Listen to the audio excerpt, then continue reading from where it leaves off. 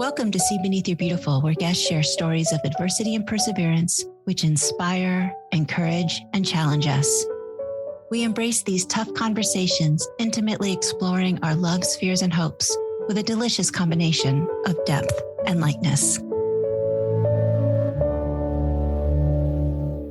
My name is Paul Henderson, and my current occupation is I'm the Dean of Students at a small private school in Richmond, Virginia. I absolutely love working with children. It's my passion.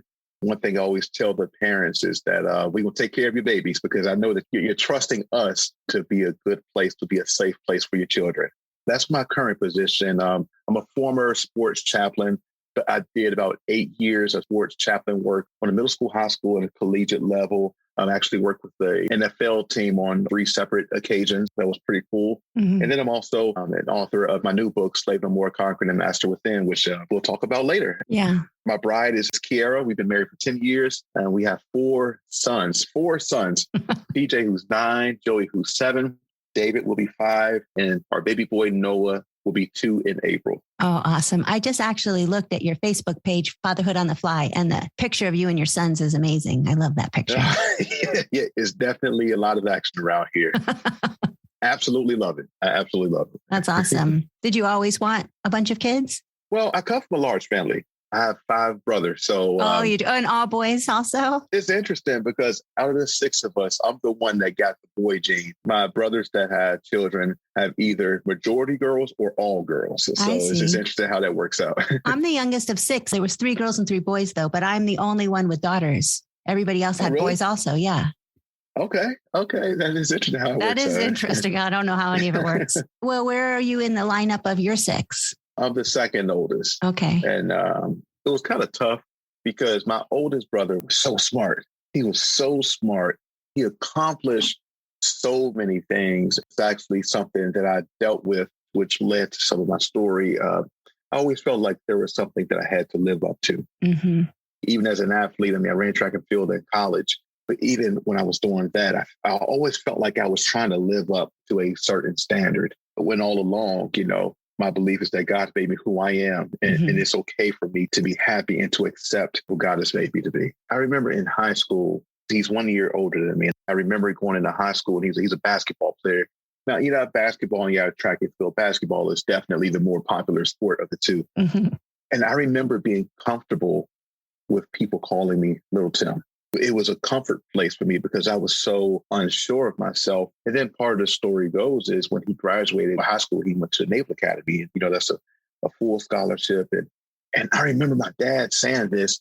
Now, he wasn't intentionally putting pressure on me, but at my brother's graduation party, he said, my oldest son, we're not paying for his college education. He has a full scholarship. Mm-hmm. And he said, I don't plan on paying for any of my sons. Mm-hmm. All I'm thinking is, I graduate next year. Right. I don't know if this is going to happen. So I don't know that he was putting pressure on me intentionally. Yeah. But that's how I took it. Understood. Yeah. Absolutely how I took it. Yeah. Yeah. Do you think any of your siblings felt like they were trying hard to live up to you? I do. It took a while for me to notice. I was the first of my siblings to really quit the party scene. Mm-hmm. I got involved with like a Christian ministry when I was in college, and I ended up doing that for 8 years with the sports chaplain work through Fellowship of Christian Athletes. And being raised in a Christian home with parents who were very active in our church, unfortunately, there were times where I felt like they put me on that same type of pedestal. Hey, look at what Paul's doing. He's out there working with all of these athletes and he's making a difference and so on and so forth. In reality, I was just doing what I believed was the right thing for me to be doing. And I was passionate about it. In no way was I trying to put pressure on my brothers. But when my parents would speak or there'd be Christmas dinner, they would say, Paul, do you have anything to say? Quite honestly, it got pretty uncomfortable because I felt like I was starting to be put on some type of pedestal amongst my brothers. And quite honestly, it caused us to sometimes not really get along as well, which was very hard to deal with, especially knowing how much I love them. Thankfully, we've made it through that. Some of us, we've had some hard conversations and we've come out on the good side. I love that you guys have had hard conversations because of the siblings I have left. I've actually lost 2 brothers already. So sorry to hear that. Thank you. Nobody wants to talk about the past or have a deep conversation. They're just like, Yeah. The past is the past. Our childhood, it is what it was, and there's nothing to do about it now. But I would love to have conversations that are meaningful about how we all felt. It defined me as the youngest of 6. I'll tell you, the way my siblings just acted towards me, I guess, or reacted to me as the baby. It made me who I was for a long time until I realized that I had the opportunity and the choice to change my thoughts. But that took a long time. Yeah, absolutely. I get that. Between that situation and other things that were said, and I like to say the way I took things, I don't know were intentional, on the other person's side, but that's how I took it. Yeah. My high school track and field coach, I remember on one side. Now, remember, I was comfortable being called Little Tim. What does Little Tim mean? Oh, is that your brother's name? Right. Okay. So his name is Tim. Okay. And our last name is Henderson. So out there would either call me Little Tim or Little Henderson. I see. And I felt comfortable in that because at the time I was fairly shy, fairly soft spoken. Mm-hmm. So that was a comfortable place for me. Now, my junior year, that was the best year for my track and field team. And I remember being at a practice one day after school, and we had a good opportunity that year to potentially win. I remember my coach said, "We have a great opportunity this year." He said, "If I'm honest, Paul, you're the weakest link." Now, that was actually his way of motivating me. And he would come to me later and say, "Paul, why do I have to always get on you in order to get you to run fast?" But the way I took it actually lasted years later. I would be in college working on the group project, and I would have this constant reminder, I'm the weakest link. I don't want to be the weakest link of this project. Later in my professional career, I don't want to be the weakest link on this leadership team, or I don't want to be the weakest link when it comes to working on this project. So a lot of what I dealt with was how I actually took things, even though sometimes it may not have been as intentional, because this is also the same coach that helped me to believe I can run on the collegiate level. Mm-hmm. That was his actual belief in who I was. I heard something from a pastor called be unoffendable. It's hard work to not be offended easily. Things people say, they stick. You're absolutely right. So if you look at my birth order, along with some of the things my dad saying, so my coach is saying here, hey, Paul, you're the weakest link. Now that year we actually finished very well, like much higher than expected. Mm-hmm. But having that constant thought, weakest link. And then my dad saying a few months later, I don't plan on any of my sons going to college. And then the next year, after my first semester, we had trouble getting me back into college because we had trouble making the payment. Mm-hmm. I mean, I felt horrible. I felt like, man, this is my fault. Yeah.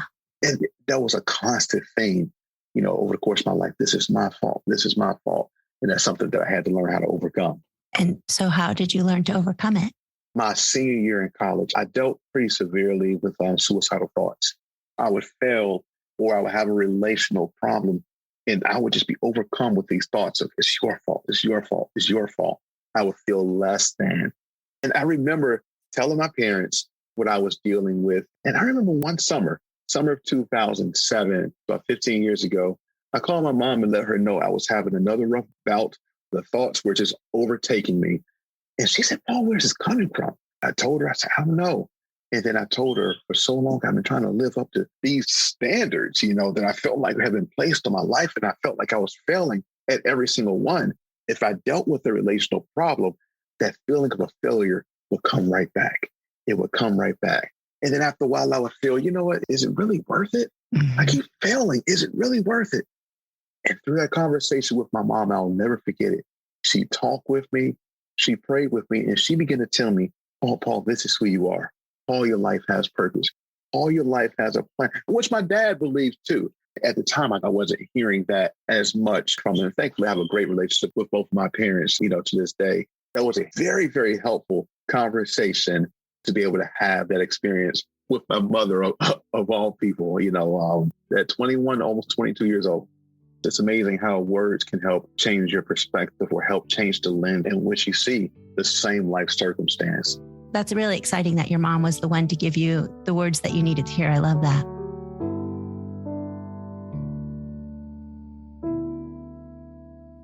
I'm a parent of 2 daughters. They're 26 and 22. And my mother passed away when I was 18. And I was upset with her most of my life for not being present.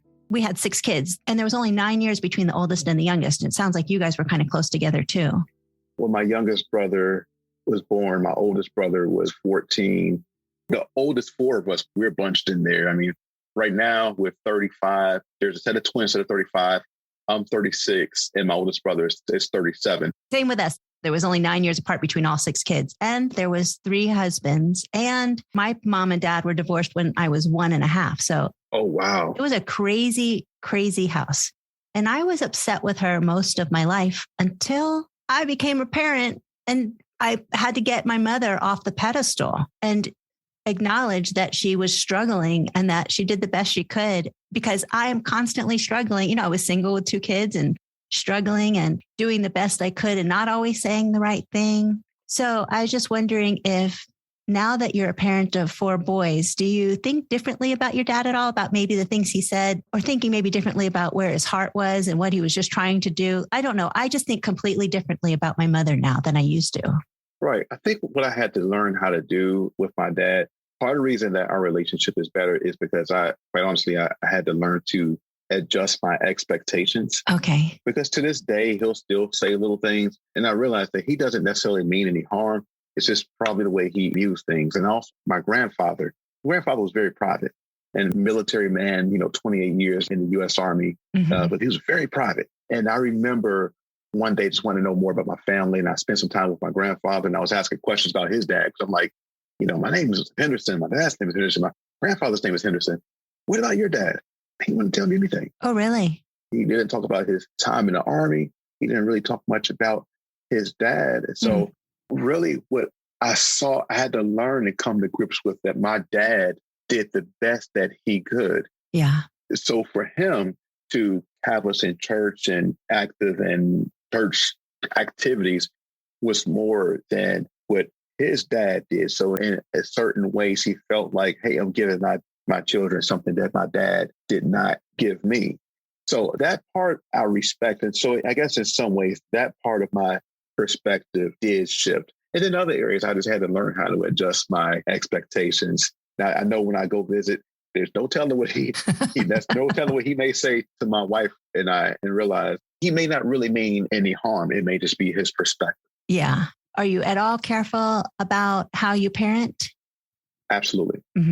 Absolutely. I'm very careful what I say to my sons. The things that I longed for from my father, I strive to give those things to my son, as I'm sure my dad did. Yeah. One thing that I do is I try to spend individual time with my sons and speak to them individually. Whereas a lot of times growing up, I felt like I was just a part of a group. I guess there were a lot of us. Right. No, I know. So you get it. 100%. You get it. We were like a clown car coming out of a station wagon. Did you guys have a station wagon? I'm a little older than you. My grandparents did, and we borrowed it a few times. We did have the minivan, which my wife and I currently have as well. And we also had a Suburban. How old are you? I'm 36. I'm 54. I was the station wagon generation. But yeah, there are certain things I do. I'm always speaking life into my children. If I drop the ball, I'm always sure to own it. If my son tells me he's hurt or that I said something that potentially offended him or that he didn't like, I'm sure to listen and realize that, hey, there are certainly areas for growth in me. And I realize that I have blind spots. One thing I realize is that it's one thing for me to tell my children to own up to their mistakes. It's another thing for them to see me doing it so that they say, hey, Dad's not just telling me to own up to my mistakes. He's showing me by him owning up to his mistakes, even if it's with me. That's something that I strive to do. I didn't always see that growing up. That's something that I really strive to do with my children.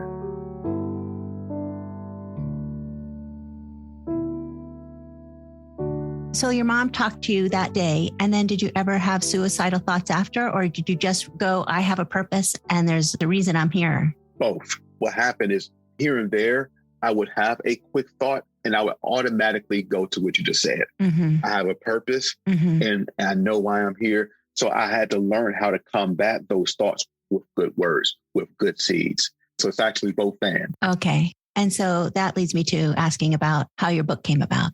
A year after that whole episode was suicide, I graduated college And I spent 8 years with Fellowship of Christian Athletes and doing all the sports ministry and, thinking that you're changing the world and making a difference. People ask you, can you come speak here and speak there and so on and so forth. It was cool. But around year number 8, I didn't realize how much it had become my identity. Oh, okay. People say, hey, can you come speak here? And my favorite NFL team, I remember telling a college group one time, I said, if I had a dream job, it would be to speak in front of the Philadelphia Eagles. That's my favorite football team. Well, they asked me to come speak. Mm-hmm. I was blown away. I was shocked. I was like, this is crazy, mm-hmm. But what was happening, it was become part of my identity. I was starting to identify myself as a speaker, not even popular, but locally amongst different Christian groups. Hey, Paul, can you come speak here? Or can you come speak at this college? Or, hey, we have a group down here in Newport News, Virginia, which is about 90 miles from where I live. Can you come speak here? And that's what I was doing. And I was really comfortable in that. I remember one day I was driving to meet with my former supervisor and I was having some fundraising trouble. And I remember saying, God, like, who am I? Who am I? And the only thing I heard, is my belief, the only thing I heard was, you're my son, you're Kiara's husband, it's my wife, and you're a father to your boys. And that's it. Mm-hmm. I didn't hear anything about a speaker. I didn't hear anything about you're going out there to work with all these athletes. All I heard was, you're a family man. Be a better husband. Be a better father. And that rocked me. Mm-hmm. Because I felt like I was failing with this sports ministry because I had to fundraise and the funding wasn't there. Mm-hmm. I decided at that point to step away from FCA and go into teaching. This is what I can do. I'm teaching at a day school, at alternative school, and we're going to change the world. We're going to make a difference. And then what happened was that school actually had 4 campuses and one got shut down. And guess which campus was shut down? The campus where I was. Mm-hmm. I have a wife. We have 2 children. She's pregnant with our 3rd. I don't have a job. Yeah. How am I going to support my family? And I remember really struggling. And I felt like I was going down a tunnel and I couldn't see the end. I couldn't see the light of day. About a month after my 3rd son was born, I went to this event. There was a guy who had mentored me a bit. He said, Paul, there's more in you. You got things in you that need to come out, good things that people need to hear. Your life has purpose. I know you don't have a job right now, but there are things for you to do. And that was the same night that I started with Bobby Was Frustrated, which are the first words in my book, Slave No More, Conquering the Master Within. That night, I started writing that book in 2017, which ironically is 10 years after I had the suicide episode.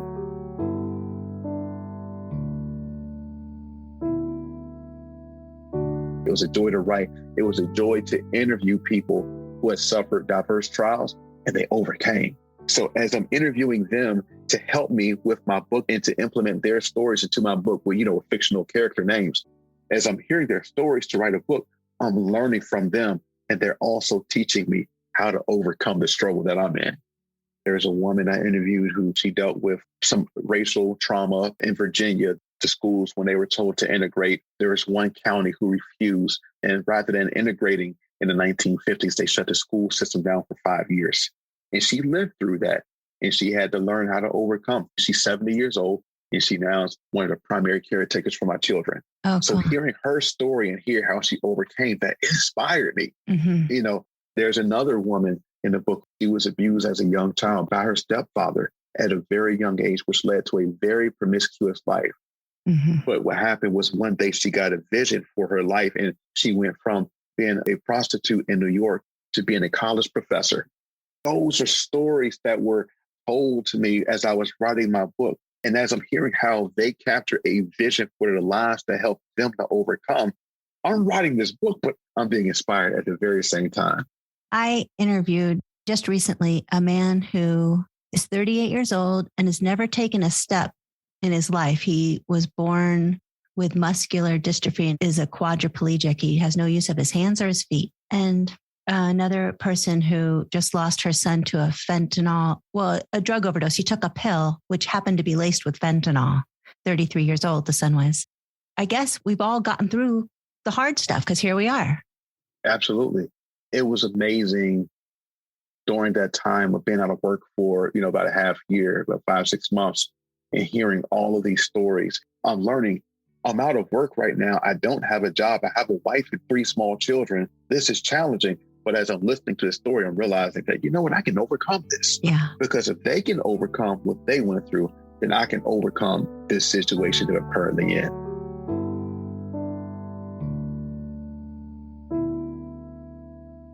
During that COVID season, when it first hit, during the whole deal with George Floyd up in Minnesota, I noticed there was a lot of drama. A lot of people were home because they couldn't go anywhere. So they had to see the situation that happened. People who may not have paid attention before to that situation all of a sudden became aware. At the same time, I also noticed there was so much information out there. And in the midst of the information, I wanted to be sure that, yes, as a Black man, yes, as an African-American man, I understand that there's so many challenges out there, but I also want to get a message out there that in the midst of the challenges, we can always overcome. Mm-hmm. We can always overcome. And that's part of the whole subtitle, Conquering the Master Within. I never look down on anybody's life circumstances. I never downplay anything that someone went through in life. But my strong belief is our choice to how we respond to those circumstances. And when you overcome that obstacle, you get a little stronger. And that strength allows you to help someone else along their path.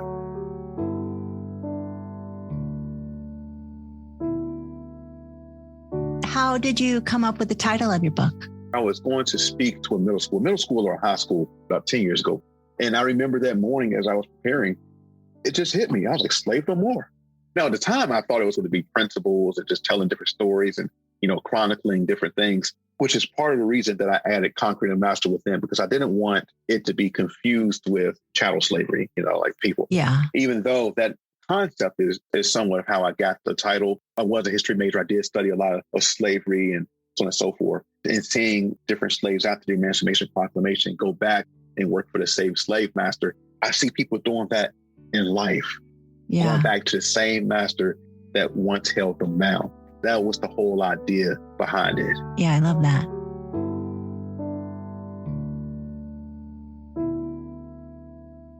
You also have a blog, Fatherhood on the Fly. What's that about? One thing I always say is we're learning, we're growing, and we're getting better one day at a time. Yeah. Started out just telling funny stories about my kids, having a soccer game and the kids chasing butterflies rather than kicking a soccer ball. But after a while, what I began to realize is that every once in a while, I would post something inspirational and people would respond. Mm-hmm. I would see fathers out there who didn't have their father in their life, and they would be responding. And they say, Paul, my dad wasn't there, but I want to be a good father. I don't claim to be an expert at all, but I do believe that I can get better one day at a time. I do believe that I can be present. I do believe that I can spend quality time with my children. So part of the one day at a time is, hey, I don't know everything. Some of these things I do feel like, hey, it's on the fly, but I'm going to be intentional about learning. If I make a mistake, I'm going to be intentional about learning from that mistake so that I can strive not to make it again. If we can all get better, then it's going to be better for the next generation.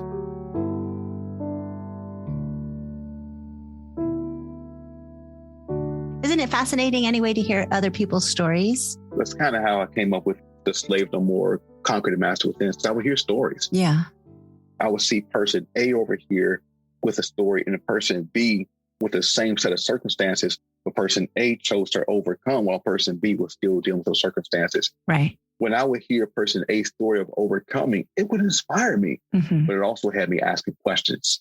What is it that made you tick? What kept you going? And what are the factors, or what was that one thing that said, you know what, I might not be able to conquer it all today, but I can take another step. And that's something that I always love when I hear other people's stories, trying to find lessons. Did you discover a common denominator between the people who stayed in their victimhood and the people who overcame?